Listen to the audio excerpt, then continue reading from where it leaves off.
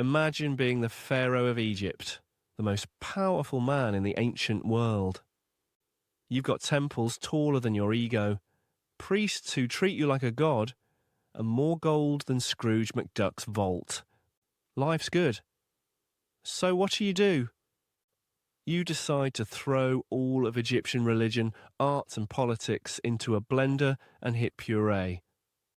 That, my friends, is the story of Akhenaten, history's most ambitious religious reformer, or perhaps just Egypt's most chaotic midlife crisis.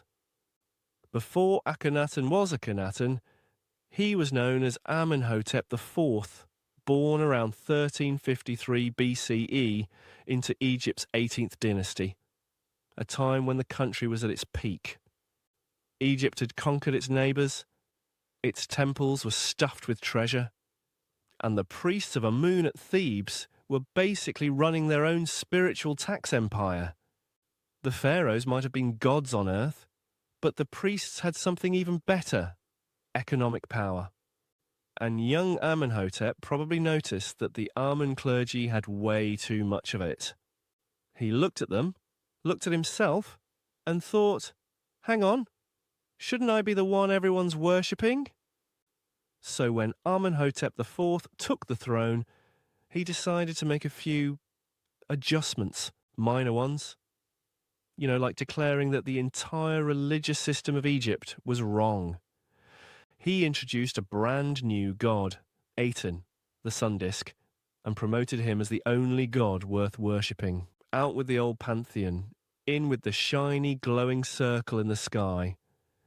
He renamed himself Akhenaten, meaning effective for Aten, because nothing says confidence like rebranding yourself after your new imaginary best friend.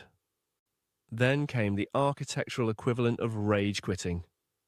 Akhenaten abandoned Thebes, where Amun's priests had too much influence, and built an entirely new capital city in the middle of the desert, Akhetaten, today known as Amarna. Picture it, an entire metropolis built from scratch just to prove a point. Bureaucrats, artists, priests, workers, everyone had to move. It was the ancient Egyptian version of your boss announcing that the company's relocating to a patch of sand in the middle of nowhere, effective immediately. Once installed in his new sun-soaked utopia, Akhenaten didn't just change religion, he changed everything.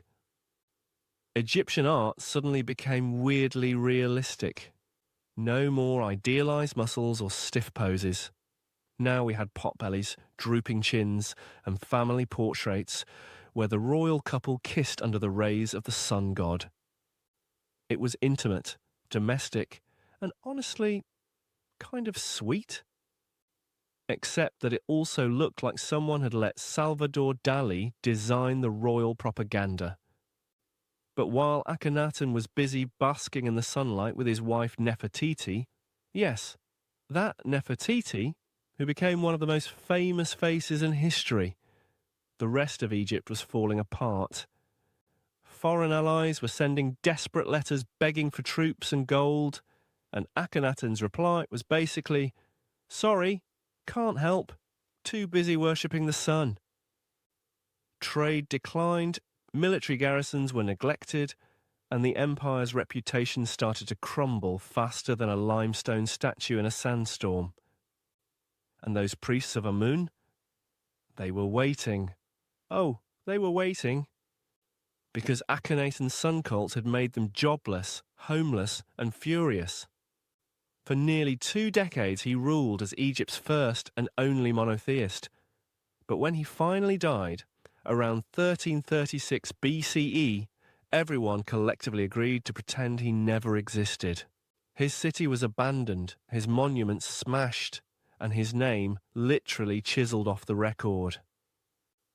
Egypt's official stance became, Akhenaten who? Never heard of him. After him came the boy king Tutankhaten, who, for obvious political reasons, quickly changed his name to Tutankhamun. Yes, that Tutankhamun. He reopened the temples of Amun, moved the capital back to Thebes, and reversed every single one of Akhenaten's reforms. It was basically the world's first Control+Z on a national scale.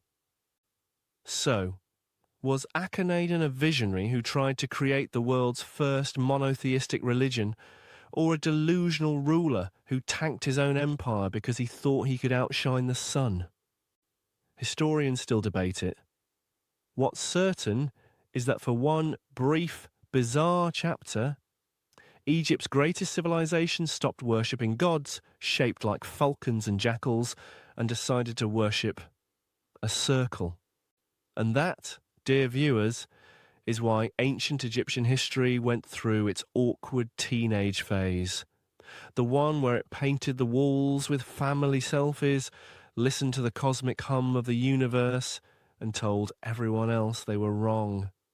Akhenaten may have been erased from history, but he made sure to leave a burn mark bright enough for the sun god himself to admire.